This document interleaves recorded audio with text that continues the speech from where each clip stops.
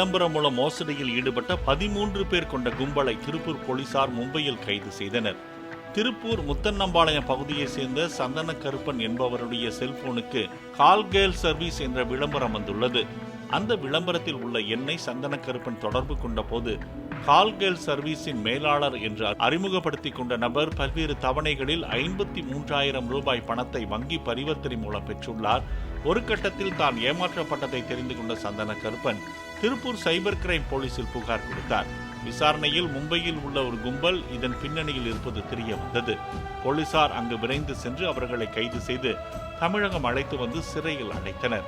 அவர்களிடமிருந்து 35 செல்போன்கள், 80 சிம் கார்டுகள், 20 ATM கார்டுகள் உள்ளிட்டவை பறிமுதல் செய்யப்பட்டன.